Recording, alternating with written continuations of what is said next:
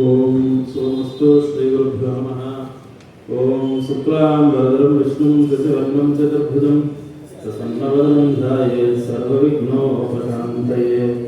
वागीशाद्याय सुमनसः सर्वार्थानां वक्रमे यन्नत्वा कृतकृत्या स्युस्तं नमामि गजाननं।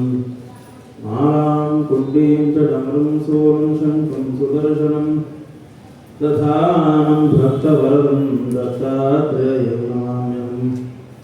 काषाय वस्त्रं करदण्डधारिणं मण्डलं पद्मकरेण शङ्खं चक्रं गदाभूषितभूषणाद्यं श्रीपादराज्यं शरणं प्रपद्ये।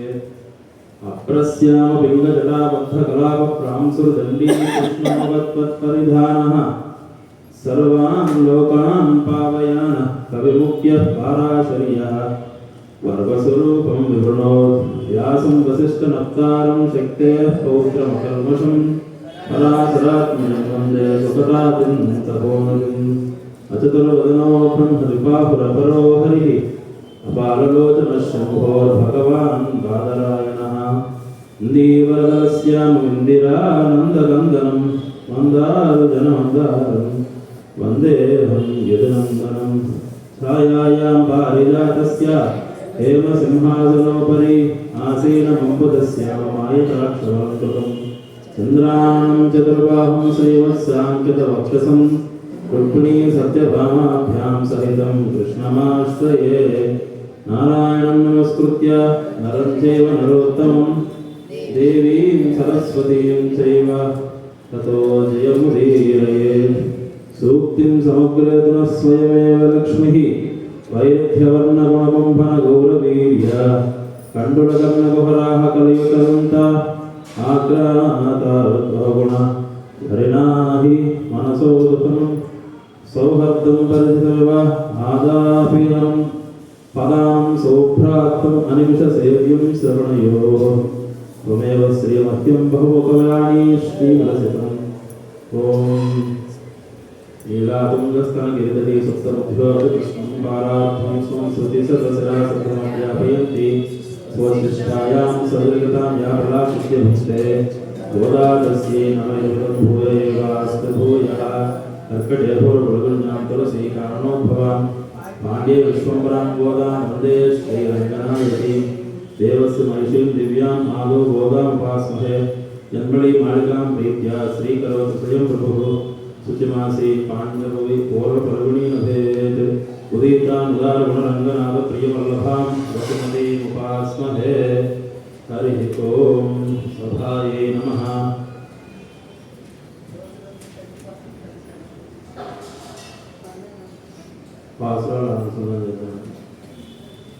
ओम मार्गत तिंगल मदन करन्नालाल निराड़ पोड़वे पोड़नो नेल्लयी सिरमल कुमार पाड़ चलवत सिरमीगाल पूर्वे पड़तवन नंदम अपनुपरन येरांग संगीतोरेलन सिंगम आर्मेन सिंगम शत्रुमदेव भगवतान नारायण मुख्य परिक्रमा पार्वत पोड़ पड़ने लोलंबावाय मार्गत तिंगल मदन करन्नालाल निराड़ पोड़वे पोड़नो नेल्लयी सिरमल कुमार पाड़ चलवत सिरमीगाल पूर्वे पड़तवन नंदम अपनुपरन येरांग संगीतोरेलन सिंगम आर्मेन सिंगम शत्रुमदेव भगवतान नारायण मुख्य परिक्रमा पार्वत पोड़ पड़ने எல்லோரம்பாவாய் வையத்து வாழ்வீர்கள் நாமும் நம்பாவைக்கு செய்யும் கிருதைகள் கேளீரோ வாழ்வுடன் பரிசுத்த பரமனடி பாடி வெயில்னோம் பாடனோம் நாட்கால நீராடி மையற்றதோம் அல்லது நாமுடையோம் செய்யாத செய்யோதோம் மையம் பிச்சையும் ஆந்திரையும் கை காட்டி உயிர் மாறிகள் எல்லோரம்பாவாய்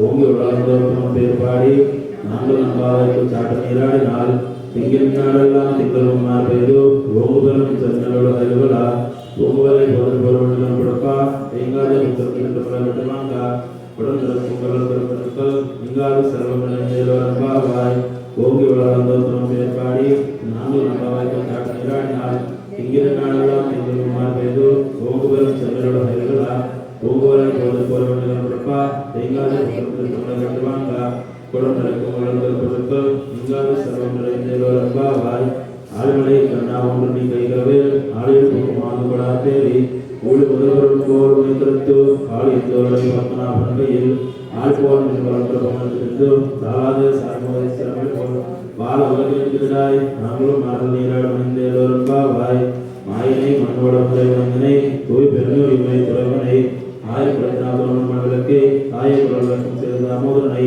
தூயமாம் நாம் கொண்டு செலுத்துறது வாய்நாள் பாடத்தில் சித்திக்கா போய்படும் போதரவானவும் நீ இயனில் பேரவரம்பாவாய் உள்ளும் சிறப்பான புலவையின் கோயில் வெள்ளை விஷயத்தின் பேரவரும் கேட்டுகையோ பிள்ளாய் எழுந்திராய் பேரோடு நண்டு கள்ளச்செல்ல கலக்கலை கால்வச்சி வெள்ளத்தரவை துணை உள்ளத்து கொண்ட மனிதர்களும் யோகிகளும் எல்லை என்ற பேரவும் உள்ள பொங்கல் குடிந்தேரவரம்பாவாய் ஈடு மீது நிர்மாண சாட்டன் அலந்த பேசின பேச்சரவும் கேட்டிலையோ பெண்ணே ஆசு கலக்கும் கலகால கை சேர்த்து வாசரன் குறிச்சியார் மத்தினால் விவசாயப்படுத்த தைரரும் கேட்டிலையோ நாயக பெண்பிள்ளாய் நாராயணமூர்த்தி கேசவனை பாடவனை கேட்டு கிடத்தியோ தேசுடையாய் திருவேலோரம்பாவாய் கீழ் வாகனங்கள் சிறுவீடு நெய்வான் பிறந்த நான்கு குழுப்பிள்ளைகள் போவான் போகின்றாய் போகாமல் காத்து உன் பூவான் வந்திருந்தோ போது குழந்தையா பாவாயிருந்தாய் பார்த்து கொண்டு மாவாய் பிறந்தவரை மாட்டியா தேவாலயம் நாம் செய்வித்தால்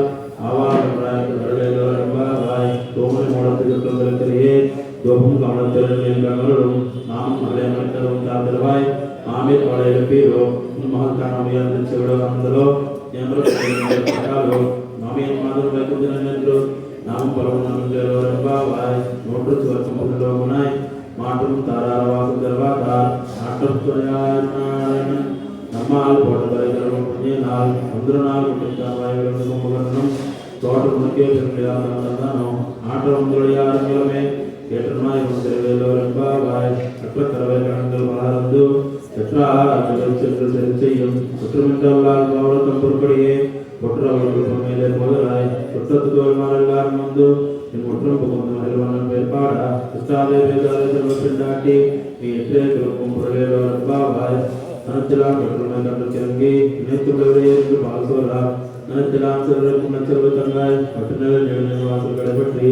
இனத்திலா தென்னங்கள் கோணான் சென்றா மனத்துக்கு ஞானை பழமுனைவாய் திறவாய் வித்யாடந்தாராய் இருந்த பேரருக்கும் அனைத்தில்லாதார் மனிதர்வாய் தொழில்வாய் ஞானாய் பாலு பிரத்தனை சொல்லுக்கிறான் கேத்துமை பாடிப்போய் உலகெல்லாரும் பாவையுடன் முக்கார் வெளியிருந்து யார் புறப்பிட்டோ கொள்ளும் சிறப்பான போதல் கண்ணனாய் உள்ளுக்குள்ள நீராடாதே பள்ளிக்கிடத்தையோ பாவாயிரம் கொள்ளும் சிறப்பு கலந்தேவாய் உங்கள் கொடுத்தது வட்டட்டுவாவியில் செங்கல் நீர்வாய் செங்கல் பிடிக்குறை பத்தவத்தவர் சங்கல் திருக்குறை சிறுவன் பொருந்தார் எங்கே ஒழுக்குவான் வாயுவேசும் வெங்காயத்தாய் நாளையாய் செங்குளத்துக்கு வந்த வெற்றியன் தன்னை பாடுவாய் எல்லே இலக்கையோ இங்கே போகின்றே பள்ளிவரும் கண்டையும் வாயிலும் வள்ளியில் நாயுடா ஒரனை போல வேறுமையாய் எல்லாரும் போந்தார் வல்லான் போதானாய் மாற்ற தோழானை நாயினை பாடுவாய் நாய்க்கு நாய் கோயில் காப்பானே ஓடு தோல் காப்பானே மணிக்கலும் தாவிரவாய் ஐர சிறுமீரவும் அரைவரவாய் நல்லவாயிருந்தான் தூய்மா மொத்தம் திருப்பாடுவான் வாயாலும் மாட்டாதேமா இனி கலும் நீ கேளோரம்பாவாய் நாய்க்கு நாய் கோயில் காப்பானே ஓடு தோல் காப்பானே மணிக்கலும் தாவிரவாய் ஐர சிறுமீரவும் அரைவரவாய் நல்லவாயிருந்தான் தூய்மா மொத்தம் திருப்பாடுவான் வாயாலும் மாட்டாதேமா இனி கலும் நீ கேளோரம்பாவாய் உமரமே தண்ணீரை வாழ்நாளுக்கெல்லாம் குழந்தைகளுக்கு சுந்தரமாட்ட சகோதரராய் அபரமோட தோன்றுகள் வந்தா உங்கள் கோமானவர்கள் கடிதராய் நம்ம கலவா உபயோகம் குழுங்கியவாய் முந்து மகேஸ்வரான ஓடாத தோல்வரையும் அந்த கோபாலம் அந்த மகளை அனுப்பினாய் அந்தம் கவனம் குடலி கடத்திரவாய் வந்து எங்கும் கோடை வளர்த்தியான் மாவை பந்தங்கள் மலர்களுக்கு விரகான் அந்தாரும் மைக்கல் பேர்பாடா சந்தாமலைப்பா வந்து திறவாய் குத்து விளக்கத்தை போட்டிருக்கால் கட்டின் மேல் நித்திய பஞ்சயங்கள் மேலேறி ஒத்தலர் பூங்குவாள் நட்டை மேலே வெட்டத்து மாறுபாய் மனிதரும் கண்ணினாகியும் நாளை எத்தனை போதாம் திகழ்வட்டாய் எத்தனை ஏழும் பெருவாத்திக்கல்லாயால் சத்தோ முந்தாவாய் 33 சென்று கப்பும் தவிர்க்கும் வழியை திகழாய் வெப்ப முடியாய் திருமுடியாய் செட்டால் வெப்பம் கொடுக்குங்களா திகழாய் செப்பனை உள்ள செல்வாய் திருவங்கள் நப்பினாய் திருடாய் உப்புமல் தடியும் வந்தவனாவை இப்போதே முன்னேறாட்டியவாய் எட்டு கலங்களை எதிர்ப்பு மேல் வைப்பார் மாற்றாதே பாசோரையும் வல்லம் பெருக்கள் ஆண்டு படைத்தான் மண்ணை அறிவுறாய் ஓட்டமுறையாய் கையாய் உலகனில் தோட்டமாய் துயிலடாய் மாற்றார் புகழை தோறும் ஆற்றாது வந்து நடுப்பனை போலமா போலே ஒன்றையாம் புகுந்தேவாய் அங்கன் மாந்தசர் அபிமானமாய் நான் பள்ளக்கட்டில் கீழே சங்கமிருப்பார் போல் வந்து தேரப்பிரத்தம் பின்னிவாய்ச்சிருக்கிறார்கள் போலே செங்கல் தெரிவித்தவையாவோ திங்கள் மாதத்தியம் இருந்தால் போல் அங்கள் ரெண்டு கொண்டு எங்கள் மேல் நோக்குதியே எங்கள் மேல் பாவாய் மார்மலை மஞ்சள் போட்டிருந்தும் சீரியல் ஓட்டு தொழிற்று வேறு வேறு பூங்கள் பாடும் பெருந்தறி ஓடி வந்து மூலப்பட்டு போதனமா போடனி புகை போனா கோயில் நெருங்கில பொங்கலடி போக்குடியா சீரசிங்கா சிறுத்தந்து யாம் வந்த காரியவாய் மார்மலை மஞ்சள் திருந்திருந்தும் சீரியல் சிங்கவர் ஓட்டு திருத்து வேறுமை பொங்கல் பாடும் பெருந்தறி ஒரு முன்னுக்கு ஒழுங்கு மூலப்பட்டு போதனமா போடனி புகை போனா உன் கோயில் நெருங்கில பொங்கலடி போக்குடியா சரியா சிங்கா சிறுத்தந்து யாம் வந்த காரியவாய் அன்று விலகந்த போற்றி சங்கமித்தால் போற்றி கொண்டச்சகரம் முடித்தார் போல் போற்றி அங்கு விடலால் இருந்தாய் கடல் போற்றி இங்கு விடையால் இருந்தாய் கடல் போற்றி ரெண்டு பேரின் கையில் போற்றி என்றென்னும் சிறப்புகளை போல்வார் இன்றையாம் வந்தோம் இறங்கியவாய் அன்று விலகந்தாய் ஆடி போற்றி சங்கமித்தாய் கடல் போற்றி கொண்டச்சகரம் முடித்தார் புகழ் போற்றி அங்கு விடலால் இருந்தாய் கடல் போற்றி குண்டு விளையாடுத்தாய் கடல் போற்றி ரெண்டு பேரின் கையில் போற்றி என்றென்னும் சேவகமைத்தவரை போல்வா இன்றையாம் வந்தோம் இறங்கியவாய் ஒருத்து மகனாயிரத்து ஒருத்து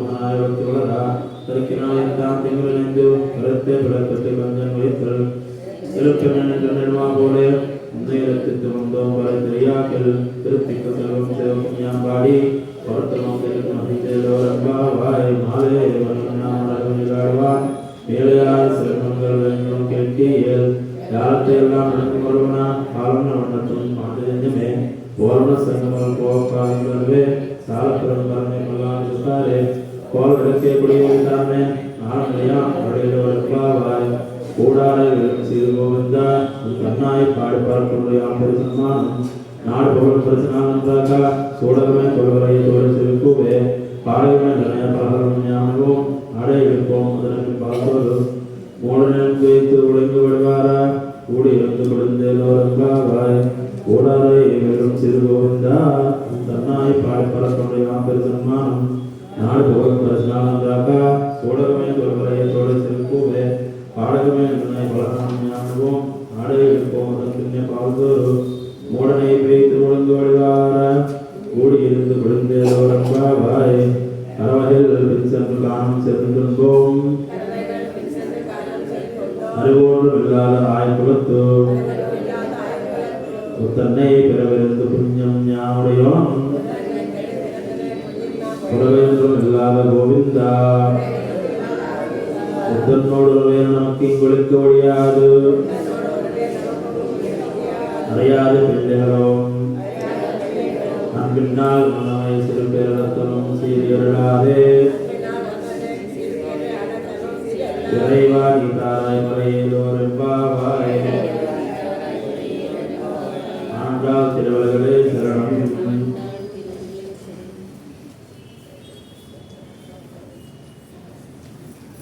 నిన్నటి పాసంలో భాగవతములకి నమస్కారం చేసుకుంటాం. నిన్నటి పాసంలో పరిసరాలు నంద్రాక అని కూడా చెప్పారు అమ్మవారు. అలాగే యాం పెరు సన్మానం అన్నారంటే సన్మానం చేయి స్వామి అన్న భావంలో, అంటే ఎప్పుడో ద్వాపర యుగంలో అయిపోయినటువంటి గోపికలకి కాదు, ఇప్పుడు నాతో ఈ వ్రతం చేసిన వాళ్ళకి, భవిష్యత్తులో ఈ వ్రతం చేయాలనుకున్న వాళ్ళకి, చేస్తున్న వాళ్ళందరికీ ఎం పెరు సన్మానం అంటే నీ కరుణ కటాక్ష వీక్షణాన్ని చూపించు అనే భావంలో దాన్నే సన్మానం. భగవంతుడు మనకి చేసే సన్మానం ఏముంటుందండి? అదే అన్న భావంలో అమ్మవారు అడిగినట్టుగా ఇప్పుడు ఈ పాసురంలో ఏం చెప్తున్నారంటే పరిపూర్ణంగా 2 రకాలు ఉంటాయి. అంటే ఉపాయము, ఉపేయము. అంటే స్వామిని మనం పొందడానికి మనకు కావలసినటువంటి, అంటే పరమాత్మని మనం చేరుకోవాలంటే మనకి ఉండాల్సినటువంటి లక్షణాలు ఏంటి? మొట్టమొదటి పాసురంలోనే మార్గళ తింగలు మొదలైన అన్నారు. అంటే మంచి రోజులు వచ్చాయి, అందరూ రండి ఈ వ్రతం చేద్దాం, ఈ వ్రతం చేస్తే ఏ ఫలితం వస్తుంది అన్నది ఉత్పత్తి క్రమము, అనుష్ఠాన క్రమము 2 రకాలు ఉంటాయి. అంటే ఎవరైనా దేన్నైనా అన్వయించుకుని చేయడానికి సిద్ధపడాలి అంటే ముందు అది చేస్తే వాళ్ళకి ఏ ప్రయోజనం వస్తుందో చెప్పగలిగితే దాన్ని ఉత్పత్తి క్రమము అంటారు. కొన్ని విధాలు ఏముంటాయంటే నువ్వు ఇది చేస్తేనే అది వస్తుంది అంటే ముందు చేసేదే చెప్తారు, వచ్చేది చెప్పరు. దాన్ని అనుష్ఠాన క్రమము అంటారు. ఇప్పుడు అమ్మవారు చెప్పింది ఏంటంటే ఉత్పత్తి క్రమము. అంటే మొట్టమొదటి పాసురాలన్నింటిలో కూడా మనం ఏం చేస్తే మనకి మంచి జరుగుతుంది అనే విధంగా మనం ఏం చేయాలి అంటే పొద్దున్నే లేవాలి, ఇంద్రియ నిగ్రహం ఉండాలి, అంటే ఉపక్రమ ఉపసంహారము ఉండాలి, మనం స్నానం చేయాలి, అంటే స్వామివారి హరినామస్మరణలో స్నానం చేయాలి, ఓత దయ ఉండాలి, ఇంద్రియ నిగ్రహం ఉండాలి, పెద్దలు చెప్పింది చేయాలి, స్వామివారి కైంకర్యాలు అయ్యింది చేయాలి, ఆళ్వారికి గౌరవం ఇవ్వాలి, ఆచార్యులకు గౌరవం ఇవ్వాలి, అర్చామూర్తికి కైంకర్యం చేయాలి. ఈ విధంగా ఇటువంటివన్నీ అమ్మవారు చెప్పి చివరిలో పూర్తిగా మనం పరమాత్మ అనుగ్రహానికి మనం పాత్రలు కావాలంటే అసలు ముఖ్యంగా మనకేం ఉండాలని చెప్పారు. ముందే మనకి ఇది చెప్తే ఎలాగో మనకు లేదే వ్రతం మనకెందుకు అన్న భావనలో ఉంటారన్న ఉద్దేశంతో ముందు అది చెప్పకుండా, అంటే 2 రకాలు ఉంటాయి అన్నమాట. ఉపాయము, ఉపేయము. అంటే స్వామివారి ఉపేయం, ఆయన్ని పొందే ఉపాయం మనకి ఇప్పుడు అమ్మవారు చెప్పారు. ఇప్పుడు చివరిలో ఉపసంహారము, అంటే మొట్టమొదటి చెప్పిన పాసురంలో దాన్ని 6 విధాలుగా దాని తాత్పర్యం చెప్తారు. ఏ గ్రంథానికైనా సరే మొట్టమొదట చిట్ట చివర చూస్తారు. దాన్నే ఉపక్రమ ఉపసంహార అభ్యాసపూర్వక ఫలం అర్థవాద ఉపపత్తిత లింగం తాత్పర్య నిర్ణయమే అని శాస్త్రవచనం. అంటే తాత్పర్యం నిర్ణయించడానికి ఉపక్రమము, ఉపసంహారము. అంటే మొట్టమొదట ఉపక్రమం, ఇది ఎందుకోసం చెప్పారు అన్నది, చివరిలో ఉపసంహారం, దాన్ని ఎందుకు వెనక్కి తీసుకున్నారు అన్నది, అభ్యాస పూర్వక ఫలం, అంటే దాన్ని అభ్యసించడం వల్ల పూర్వులకు వచ్చిన ఫలితం ఇప్పుడు వచ్చే ఫలం, అర్థవాద ఉపత్తిత, అంటే దాన్ని మనం అన్వయించుకోవడం వల్ల మనకు వచ్చేది, దీన్ని తాత్పర్య నిర్ణయం అంటారు. అంటే ఫలం ఇచ్చేవాడు పరై తరువా అని చెప్పారు. అంటే మనకి పరయానికి సాధనం అని చెప్పారు, తర్వాత మోక్షం అని చెప్పారు, దాన్ని ఇచ్చువాడు అని చెప్పారు. కానీ తరువాన్ పరై అన్నది ఈ చివరి దాంట్లో వచ్చినట్టుగా భావం అనమాట. అంటే ఉపాయము ఆయనే, ఉపేయము ఆయనే, ఈ రెండింటిని మనం పొందాలి. ఏ విధంగా పొందాలి అంటే మనకి స్వామివారిని పొందడానికి కావలసినటువంటి 6 లక్షణాలు చెప్తున్నారు. ఈ 6 లక్షణాల్లో కర్మ యోగము, జ్ఞాన యోగము, భక్తి యోగము, ఇవి 3టికి ఉంటేనే మనకి అది అందుతుంది. అంటే పరమాత్మని అందడానికి మనం అర్హులవుతాం అన్న భావంలో. అంటే స్వామివారికి చాలా నామాలు ఉన్నాయి, నారాయణ, వాసుదేవ, ఇంకా అనేక నామాలు ఉన్నాయి. కానీ స్వామివారికి గోవింద అంటేనే ఇష్టము. ఎందుకు ఇష్టము అంటే పరమాత్మకి మొట్టమొదటి నుంచి వస్తున్న నామాలు ఇవన్నీ. పద్మనాభం, కోయిల్ అని చెప్పాం మనం పాసురంలో కూడా. అంటే పెద్ద స్వామి అంటే పెరియాళ్వారు, పెద్దవారు అన్న భావంలో, అంటే నారాయణ కానీ వాసుదేవ కానీ ఇవన్నీ. కానీ గోవింద అన్నది మాత్రం 7 రోజులు కష్టపడి ఆ గోవర్ధన పర్వతాన్ని ఎత్తి రాత్రి పగళ్ళు ఆయన కష్టపడి సంపాదించుకున్న పేరు. మనకు కూడా ఇంట్లో ఉన్న పెద్దవాళ్ళు ఉన్న ఎవరైనా అంతే కదండి, మనం కష్టపడి సంపాదించుకున్నదంటే మనకు కొంచెం ఇష్టం ఉంటుంది. భార్య గారు భర్తని ఏమండి అని పిలిస్తే ఆనందం. ఇది వరకు రోజుల్లో అంటే ప్రాణనాథ ప్రాణేశ్వర అని పిలిచేవారు. ఇప్పుడు ఇంకా చెప్పేది హబ్బి గిబ్బి ఉదయం కూడా అయిపోయింది. ఇవి కాకుండా మామూలుగా భర్తని భార్య ఆఫీసర్ గారు అంటే ఆ భర్తకి ఆనందం ఉండదు కదా. ఎందుకు ఉండదు? తనకి నచ్చినట్టు పిలవట్లా. ఇక్కడ కూడా మనం వాసుదేవ నారాయణ అంటే స్వామివారు అలాగే బాధపడతారు. గోవింద అంటేనే ఇష్టం ఆయనకి, ఎందుకంటే ఆయన కష్టపడి సంపాదించుకున్న పేరు అది. అంటే మొట్టమొదటి వరాహావతారంలో స్వామివారు భూదేవిని కాపాడారు కాబట్టి, భూ స్వరూపానికి గో అన్న అర్థం ఉంది కాబట్టి మొట్టమొదటి గోవింద అన్న పదం వరాహస్వామికి వర్తించింది. వరాహస్వామి వారి దగ్గర నుంచి ముగ్ధ మోహన రూపంలో ఉండే వెంకటేశ్వర స్వామి దొంగిలించారని ఒక చమత్కారంగా చెప్తారు. ఎందుకంటే మన మనసులోనే దొంగిలించి ఆయనకి ఆ నామం పెద్ద లెక్క కాదన్న భావనలో. అందుకే మీరు గోవింద గోవింద అంటే కింద గోవిందరాజస్వామి గుడి ఉంటుంది, గోవింద ఆలయం, లేదంటే గోవింద ఎత్తి పెరుమాళ్ అంటారు వెంకటేశ్వర తిరుపతిలో. కింద గోవిందనామాలన్నీ కింద చెప్పేసి డబ్బులన్నీ తీసుకెళ్ళి ఇంటిలో వేస్తారు. అబ్బాయి గోవింద నాకే చెప్పారు కదా, నాకే పడతాయేమో అనుకుంటారు. అటువంటి భావనలో అంటే స్వామివారికి గోవింద నామం ఎంత ఇష్టము అంటే అది చిన్న నామం కాదు. ఈ పాసురంలో ఏం చెప్తున్నారంటే, పొరపాటున మేము నీతో తిరిగినప్పుడు అంటే నువ్వు మధురా నగరంలో ఆ యొక్క అలవైకుంఠపురంలో మధురా నగరంలో నువ్వు జన్మించినప్పటికీ రాత్రికి రాత్రి యమునా తీరాన్ని దాటి మా యొక్క పల్లెని మా గోపబాలకుల మధ్యలోకి వచ్చి పెరిగావు స్వామి. మా ఇంత చిన్న కులంలో నువ్వు వచ్చావు, మమ్మల్ని అనుగ్రహించడానికి వచ్చావు అన్న భావంలో, కులము ముఖ్యము కాదు గుణమే ముఖ్యం అన్న భావంలో స్వామివారు వాళ్ళతో పెరిగారు, వాళ్ళ ఎందు నిలబడ్డారు, వాళ్ళతోటే నివసించారన్న భావంలో చెప్పినటువంటి పాసురం అన్నమాట. అంటే స్వామివారిని చేరడానికి, పరమాత్మకి మనం దగ్గర అవడానికి మనకి 6 లక్షణాలు ఉండాలి. ఆ 6 లక్షణాలకి సంబంధించినవి ఒక్కొక్కటి ఈ పాసురంలో చెప్తున్నారు అనమాట. అంటే భజ గోవిందం భజ గోవిందం గోవిందం భజ మూఢమతే సంప్రాప్తే సన్నిహితే కాలే నహి నహి రక్షతి డుకృంకర్ణే నహి నహి రక్షతి డుకృంకర్ణే భజ గోవిందం భజ గోవిందం గోవిందం భజ మూఢమతే సత్సంగత్వే నిస్సంగత్వం నిస్సంగత్వే నిర్మోహత్వం నిర్మోహత్వే నిశ్చలతత్వం నిశ్చలతత్వే జీవన్ముక్తి భజ గోవిందం భజ గోవిందం అని పాడారు శంకరాచార్యులు. అంటే ఒక 80 ఏళ్ల వృద్ధుడు ఒక ఆయన నేర్చుకున్నటువంటి 12 సంవత్సరాల వేద విద్యని ఎక్కడ మర్చిపోతానో అని డుక్కురుకరణే అని వెలువేస్తుంటే, ఇప్పటికైనా తెలుసుకో అన్నిటికీ మూలం పరమాత్మే, ఆ గోవింద నామస్మరణ నువ్వు చెయ్యి, నహి నహి ఈ డుక్కురుకరణే నిన్ను కాపాడు అని చెప్తున్నారు. అంటే దాని అర్థం ఏంటంటే వేదాలు శాస్త్రాలు ఉపనిషత్తులు వీటిలన్నీ వదిలేయాలా అంటే అది కాదు భావన. నీ మనసు వాటి దగ్గర ఆగిపోకూడదు. పరమాత్మని చెందడానికి అది ఒక మార్గం, ఆ మార్గంలో అనుసరిస్తూ పరమాత్మ చెందాలి. అంతేగాని అదే వల్లి వేసుకుంటూ అక్కడే నీ జీవితాన్ని చాలించకు అన్న భావనలో చెప్పినటువంటి గొప్ప గొప్ప అంటే శరణు శరణు విభీషణ వరద సరది బంధన రామ సత్వ గుణస్తోమ అన్నారు. అంటే కృష్ణ పరమాత్మకి రామచంద్రమూర్తికి ఉన్నటువంటి అభేయమైనటువంటి భేదం ఏంటంటే, రావణాసురుడు తమ్ముడైనటువంటి విభీషణుడు కూడా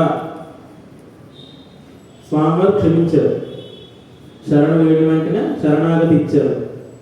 దీనికి ఆ విభీషణులో ఉన్నటువంటి ఈ 6 గుణములే దానికి కారణము. అంటే పరమాత్మ దగ్గరికి మనం వెళ్ళినప్పుడు, స్వామి నాకు ఆ విద్య వచ్చు, నాకు ఈ విద్య వచ్చు, నేను వేదం చదువుకున్నాను, నాకు కార్లు ఉన్నాయి, నాకు బంగాలు ఉన్నాయి, ఇది చెప్పకూడదు. నువ్వు ఏంటన్నది స్వస్వరూపాన్ని నువ్వు స్వామికి విన్నవించినప్పుడే నీకు స్వామివారి యొక్క కరుణ కలుగుతుంది అన్న భావన. అంటే కృష్ణ పరమాత్మ ఒక్కొక్కరిని ఒక్కొక్కలా గెలుచుకున్నారు. నిన్న మనం చెప్పుకున్నటువంటి భాషలలో కొంతమందిని స్వామివారు తన యొక్క ఆ కళ్యాణ గుణ సంపన్నాలతో ఆయన ఐక్యం చేసుకుంటే, ఇంకొంతమందిని ఆయన సౌందర్య సౌలభ్య సౌశీల్యాలతో ఐక్యం చేసుకున్నారు. అంటే ఎప్పుడో కానీ గుడికి రాని వాడు కూడా ఒక్కసారి గుడికి వెళ్ళినప్పుడు ఆ ముక్తమోహన రూపాన్ని చూసి తన్మయత్వం పొంది, అబ్బా స్వామి ఉన్నారా అన్న భావనకి ఒక్క నిమిషమైనా గురవుతాడు కదా. ఆ విధంగా కొంతమందిని అనుగ్రహిస్తే, కొంతమందిని ఈ విధంగా తన కళ్యాణ గుణ సంపన్నాలను అనుగ్రహించే విధంగా. అంటే ఒకసారి నమ్మాళ్ళ వారు అడుగుతారన్నమాట స్వామివారిని, స్వామి మీ కళ్యాణ గుణగణాలు అఖండమైనటువంటి శిఖరం లాంటివి, మేము అంత కళ్యాణ గుణగణాలు కలిగిన వాళ్ళం కాదు, జీవన్ముక్తి అంటే ఇటువంటి జీవులుగా పుట్టాం. కాబట్టి ఈ జీవాత్మ పరమాత్మ చెందడానికి మేము నిన్ను ఆశ్రయించామని చెప్తే వెంటనే స్వామివారు అంటారు, అది ఎలా కుదురుతుంది, నీకేమో ఏ గుణాలు ఏమంటున్నావు, నన్నేమో కళ్యాణ గుణ సంపన్నుడు అంటున్నావు, మరి ఎలా చెందుతుంది అంటే, అంతే కదా స్వామి, ఇప్పుడు మేము ఒక పెద్ద అగాధం అనుకోండి, లోయ అనుకోండి, మీరు శిఖరం, ఇప్పుడు మమ్మల్ని సరిగ్గా చేయాలంటే మీ శిఖరం వచ్చి మాలో అయితేనే కదా సరిగ్గా అవుతుంది. ఇప్పుడు ఎవరైనా పెద్దవాళ్ళు వచ్చినప్పుడు రోడ్లు వేస్తారు కదా అందంగా, ఆ విధంగా అన్నమాట. అంటే ఇప్పుడు మా జీవితం పరిపూర్ణం అవ్వాలంటే నరనారాయణ స్వరూపం ఉండాలి. దీని అర్థం ఏమిటి అంటే, నారాయణ అంటే నరములను కలిగిన వాడు, నరములు అంటే జీవులని అర్థం. అంటే ఇప్పుడు నర అన్న పదం తీసేస్తే నారాయణ అర్థం పరిపూర్ణం అవ్వదు. అంటే జీవుడు లేనయందు నారాయణుడు ఉండడు అన్న భావనలో చెప్పినటువంటి గొప్ప పాసులు అన్నమాట. కృష్ణ పరమాత్మ కంసుడిని పరాక్రమంతో జయించాడు, అలాగే ఇంద్రుణ్ణి గర్వభంగం చేశాడు. ఎలాగా ఆ యొక్క గోవర్ధన గిరిని ఎత్తి పట్టుకుని 7 రోజులు నేనే పరమాత్మని అని చెప్పి, నువ్వు ఇక్కడ గోపబాలకుని ఏమీ చేయలేవని తన యొక్క అహంకారాన్ని, తన గర్వం దించేశాడు ఇంద్రుడిది. ఆ విధంగా ఇంద్రుడిని జయించాడు. అలాగే గోపికలను ఏ విధంగా జయించాడు, తనతోటే జయించాడు, తనే అక్కడ ఉండడం వల్ల పరమాత్మే జయించాడు వాళ్ళు. అలా గోపబాలకుల్లో అందరిలో పుట్టి వాళ్ళ వంశాన్ని ఉద్ధరించినటువంటి ఓ పరమాత్మ, అందుకే నిన్ను గోవిందాన్ని మనస్ఫూర్తిగా పిలుస్తున్నాము అని నీకు మాకు విడదీయరానటువంటి సంబంధం ఉన్నది. అంటే నరనారాయణ సంబంధం ఉన్నది. అందుకే మేము నిన్ను కొన్నిసార్లు అతి చనువుతో, అంటే ఇప్పుడు గోపబాలకులందరూ కలిగితే తిరిగేవారు కదా, చిన్నపిల్లలు ఆయనకంటే పెద్దవాళ్ళు ఎవరు పిలుస్తారు, కిట్టు వెళ్ళరానో కన్నయ్య రానో అని పిలుచుంటామేమో, దాన్ని చిన్నగా భావించుకోవు స్వామి. దానికోసం మాకు అనుగ్రహం ఇవ్వడం మానేకు, మాతో ఉండడం మానేకు, మాకు నీ కైంకర్యం చేసే అర్హతనివ్వి. అవి చిన్న పదం కాదు, చిన్నగా పిలవాలన్న భావన కాదు అని చెప్పినట్టుగా ఆచార వ్యవహార అనుష్ఠాన వ్యుత్పత్తులు ఇటువంటివి మాకు పెద్దగా ఏం తెలియదు స్వామి. మేమందరం కూడా గోపబాలకులు కాబట్టి నిన్ను కొలవడం మాత్రమే, నీకు కైంకర్యం చేయడం మాత్రమే, నీ నామస్మరణ చేయడం మాత్రమే మాకు తెలుసు అని చెప్పి అమ్మవారు చెప్పినటువంటి పాసులు అన్నమాట. అందుకే దీన్ని పెరు సమ్మానం అన్నారు. నిన్నటి పాసులు అంటే గురువు యొక్క ఉపదేశం తీసుకోవడం. ఈ చివరకు వచ్చేసరికి చెప్తుంది ఏంటంటే, గురు ఉపదేశం తీసుకోవాలి. ఆ యొక్క ఉపదేశం తీసుకున్నటువంటి మంత్రార్థాలతో మనం అనుష్ఠానం చేసుకోవాలి. మొట్టమొదటి విషయం చెప్పేశారు అనుకోండి, ఎందుకు గురువుల దగ్గరికి వెళ్ళాలంటే ఉపదేశాలు తీసుకోవాలి, ఇవన్నీ మనకి ఎందుకులే తలనొప్పి అని అనుకుంటారేమో అని భావంలో ముందు నుంచే కాకుండా చివరిలోకి వచ్చేసరికి ఉపసంహారము అంటారు దీన్ని. అంటే నువ్వు చేయవలసినది ఇది అని ఇప్పుడు క్లియర్గా చెప్తూ, ఇప్పటివరకు చెప్పినటువంటి ద్వయమంత్రానికి అర్థం అంటే ఓం నమో నారాయణాయ అష్టాక్షర మంత్రానికి చరమ శ్లోకార్థానికి సమాసరేణము ఇటువంటివన్నీ కూడా పొందడం గురించి. అంటే మనం పరమాత్మను పొందాలంటే మనలో ఉండవలసినటువంటి 6 లక్షణాలు. అంటే మా అంతటా మేము ఈ ఫలం పొందలేదు ఇప్పుడు మనం ఏ ఫలం పొందిన మన జీవితంలో దానికి నువ్వే కారణం భగవానుడా అని పరమాత్మ యందు విశ్వాసం కలిగి ఉండడం, ఇది మొదటి పదం. అలాగే మా వద్ద లోపాలు ఉన్నాయి అంటే ఇప్పుడు మా అందరూ ఎవరు తప్పు చేయలేదు అని అనలేం కదా. ఏదో తెలిసి చేస్తాం, తెలియక చేస్తాం, ఏవైనా ప్రతి మానవుడు తప్పులు చేస్తూ ఉంటాడు. కాబట్టి మా యందు లోపం ఉన్నది అని పరమాత్ముడి దగ్గరైనా ఒప్పుకోగలగాలి మనం ఆ విధంగా. అలాగే నీలో అంటే స్వామిలో సమస్త గుణ కళ్యాణాలు ఉన్నాయి అని ఒప్పుకోవడం. అదేవిధంగా నీకు మాకు మధ్య విడదీయరానటువంటి నరనారాయణ సంబంధం ఉందని చెప్పడం. అదేవిధంగా మా దోషాలను క్షమించు స్వామి అని భక్తిగా ప్రార్థించడం. అదేవిధంగా నీకు సేవ చేసే, నీకు కైంకర్యం చేసే అర్హత నాకు జన్మ జన్మలకి ఉండేలా అనుగ్రహించు స్వామి అని భక్తిగా స్వామిని వేడుకోవడం. ఈ 6 లక్షణాలు కనుక ఉంటే అప్పుడు నువ్వు పరమాత్మని పొందవచ్చు అని చెప్పినటువంటి భావన అన్నమాట. అంటే అక్కడ ఉన్నటువంటి వాళ్ళందరూ కూడా, ఆ గోపికలందరి దగ్గరికి కూడా స్వామివారు ఈ విధంగా చెప్తున్నారు అన్నమాట. అంటే మనకి ఈ భావన ఎలా ఉండాలంటే, ఒక ఎగ్జాంపుల్గా చెప్పుకుంటే కనుక మనం ఎవరి దగ్గర ఒక వైద్యుడి దగ్గరికి డాక్టర్ గారి దగ్గరికి వెళ్ళామనుకోండి, వెళ్ళి కూర్చుంటే నాకంతా బాగానే ఉందండి అంటే ఏమంటాడు, ఏ డాక్టర్ అయినా ఎవరయ్యా అంటారు, అంతే కదా, వెళ్ళిపోతాం. ఇంటికి వచ్చిన తర్వాత తగ్గదు.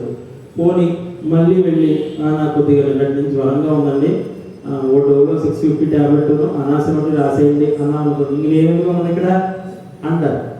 అది తప్పే. మనం వెళ్ళి ఏం చెప్పాలి, అయ్యా నాకు ఈ విధంగా ఉంది, నేను మిమ్మల్ని శరణ కోరి వచ్చాను, నాకు సుశ్రుత కలగడానికి ఏమైనా సహాయం చేయండి, ఇది కదా పద్ధతి.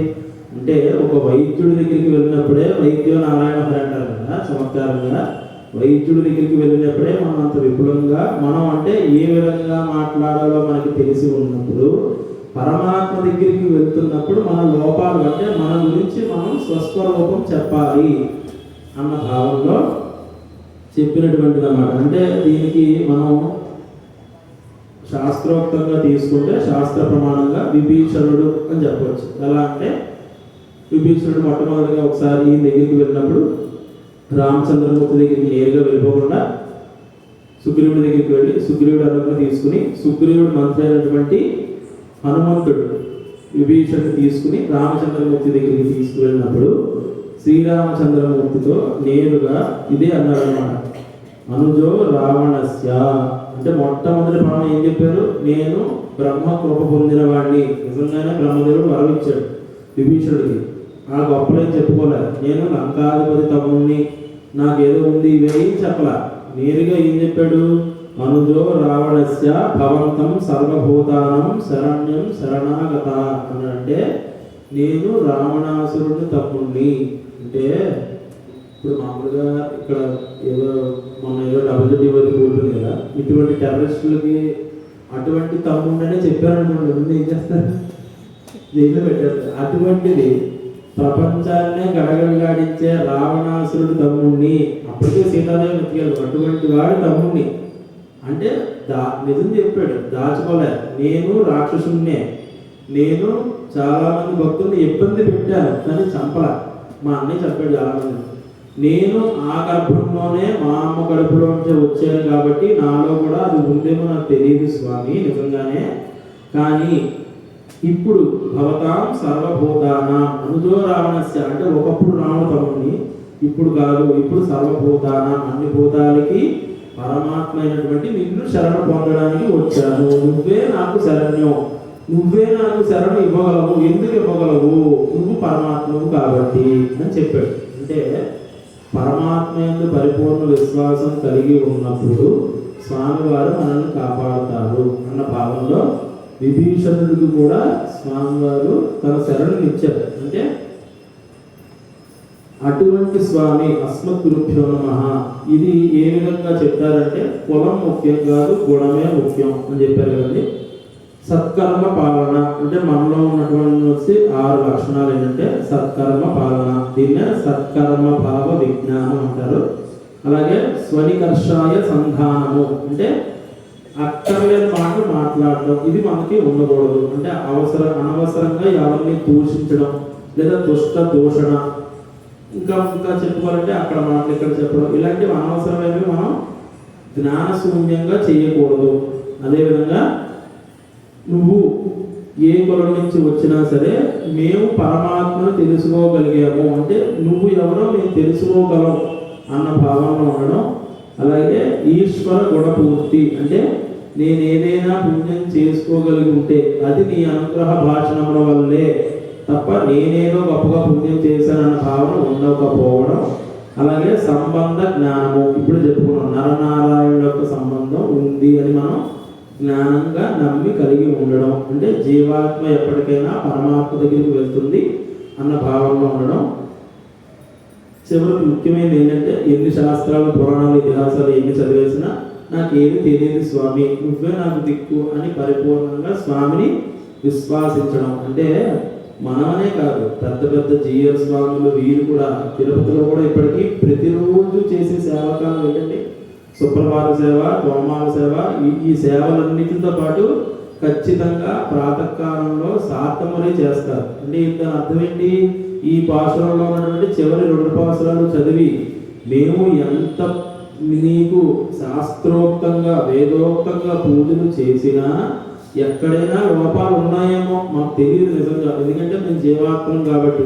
ఆ లోపాలను తప్పుగా అనుకోవు స్వామి అని చెప్పి శాస్త్రములే సేవ చేస్తారు. ఎవరు?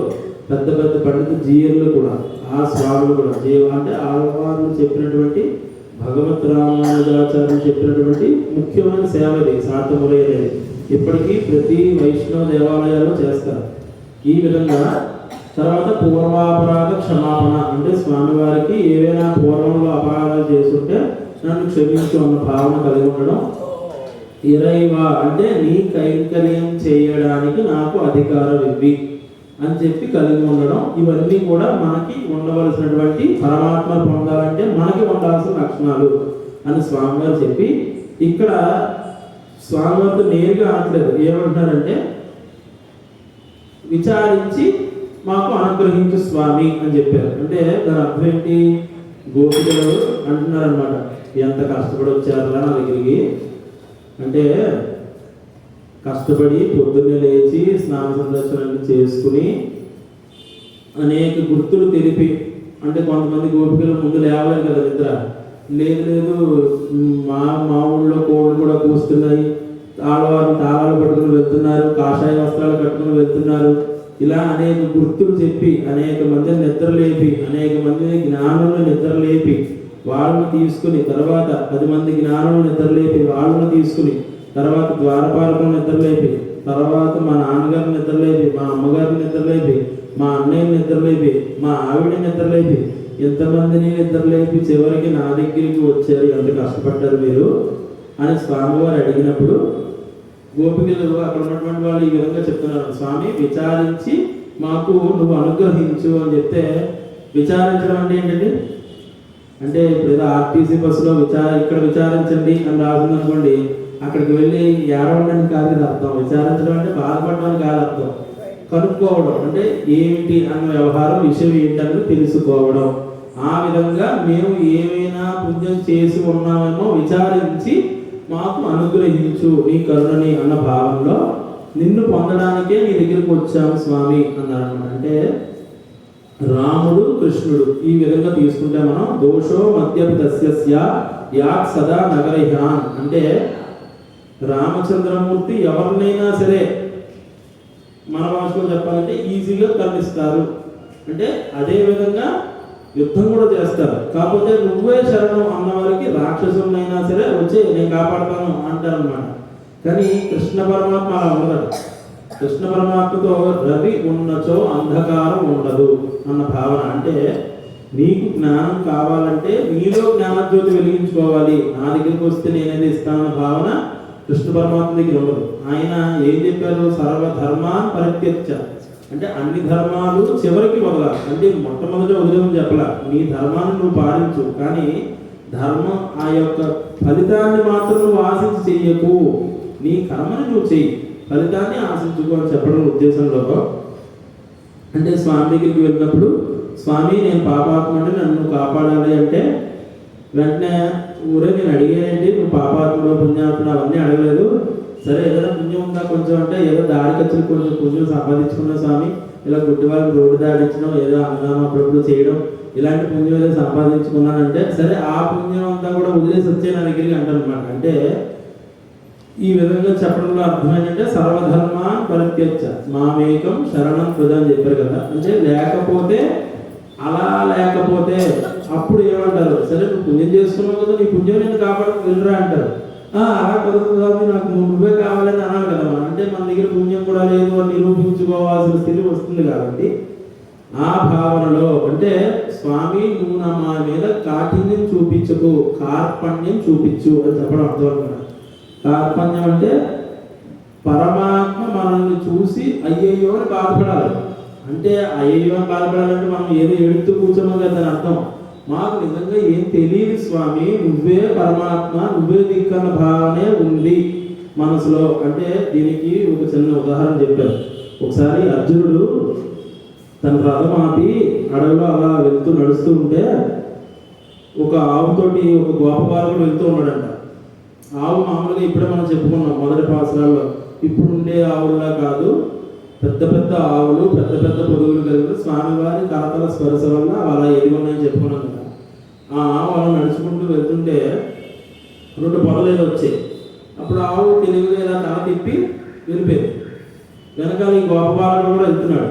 మామూలుగా వాళ్ళు ఎలా వెళ్తారో ఆవు చెప్పుకున్న వాళ్ళు కర్ర లాంటిది ఇలా పెట్టుకుని ఈ టైం ఏమో చెత్త ముచ్చాలు తగిలించుకుని ఇటువైపేమో ఆవు కావాల్సినవో తగిలించుకుని వెళ్తున్నాడు. అది వెళ్ళినట్టే వీడు వెళ్ళడానికి ప్రయత్నిస్తున్నాడు. ఇలా అంటుంటే కర్ర ఊపుతోంది, వెళ్ళలేకపోతున్నాడు. 2-3 సార్లు ప్రయత్నించి మళ్ళీ వెనక్కి వచ్చేస్తున్నాడు. అప్పుడు ఆవు వెనక్కి తిరిగి ఓరి విరమహ చూడు నేను వెళ్ళిపోయిన ఇంకా రాలేదన్నట్టుగా నవ్వింది. అప్పుడు అర్జునుడు అనుకున్నాడు, అసలు ఈ ఆవు తెలివైందా వీడు తెలివైంది నాకు అర్థం కావట్లేదు. ఆ కర్రలా నిలబెట్టి వెళ్ళిపోవచ్చు కదా నడుచుకుని, అంటే ఆ కర్రలా నిలబెట్టి నడుచుకుంటూ వెళ్ళిపోవచ్చు అని కూడా తెలియనటువంటి అంత అమాయకులు స్వామి మేము.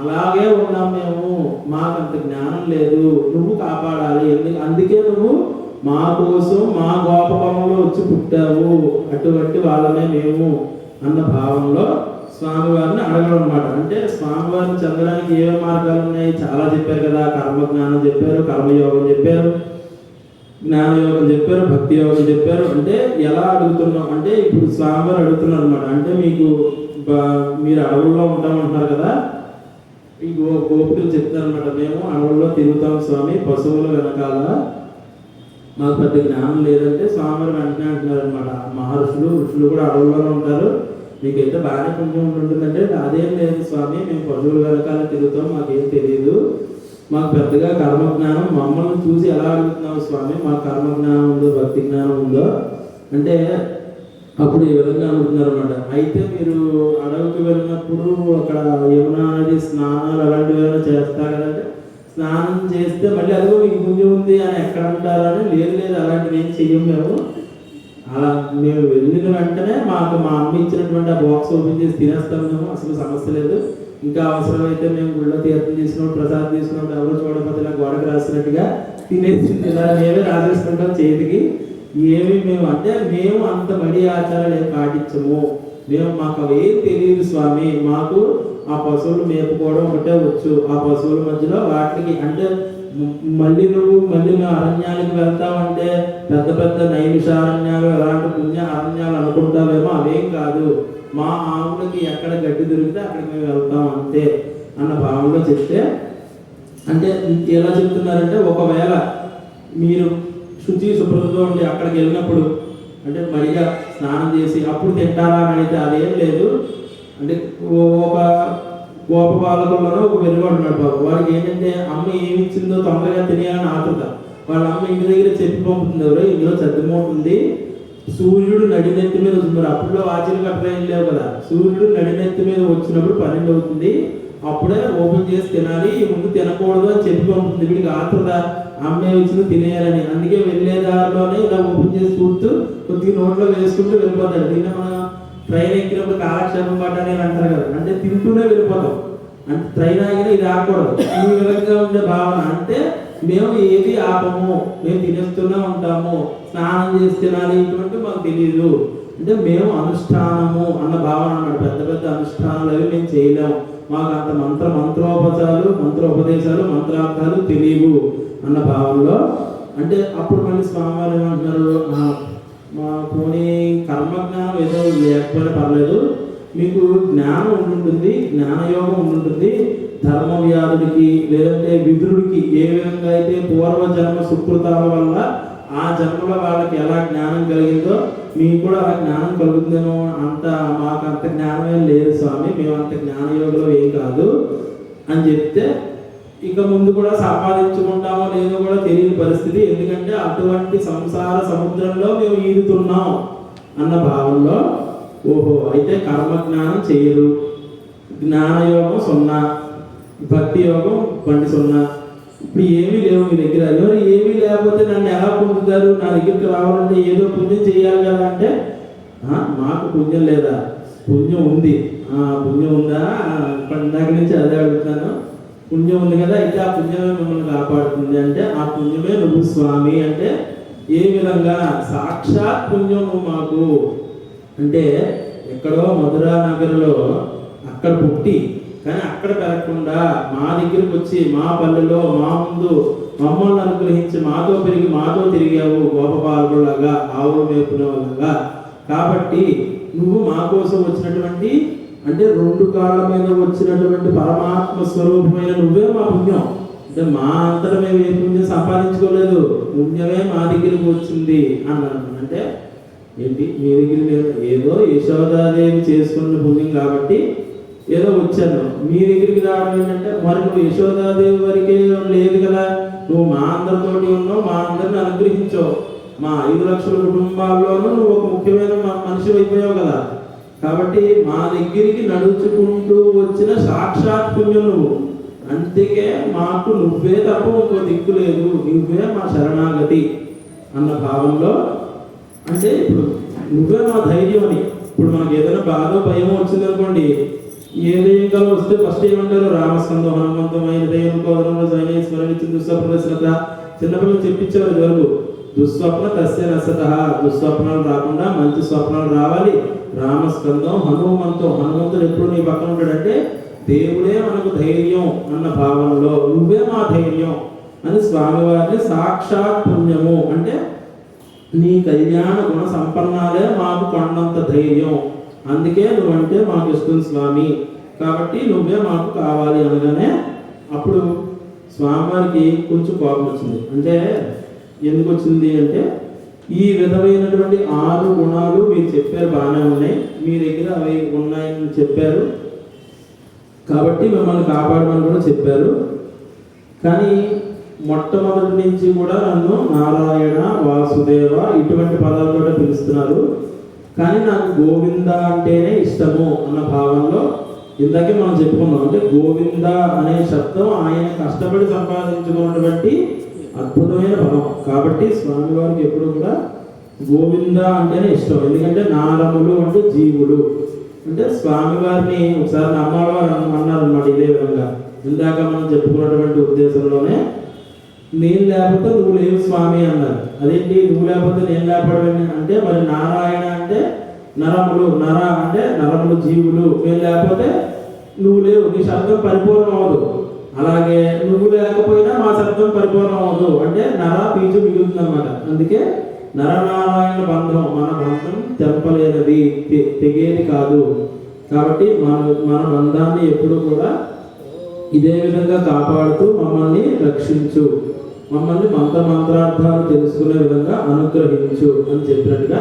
అంటే రావణాసురుడు యొక్క తమ్ముడు విభీషణుడు ఏ విధంగా చెప్పాడో, రావణో నామ దుర్వృత్తో రాక్షసో రాక్షసేశ్వర తస్య అనుజో భ్రాత విభీషణో నామ శృత అన్నాడు. అంటే పరమాత్మ దగ్గరికి వెళ్ళినప్పుడు మనకి ఏముందో, అంటే మనం ఏమిటన్నది మన స్వస్వరూపం స్వామివారికి చెప్పాలి.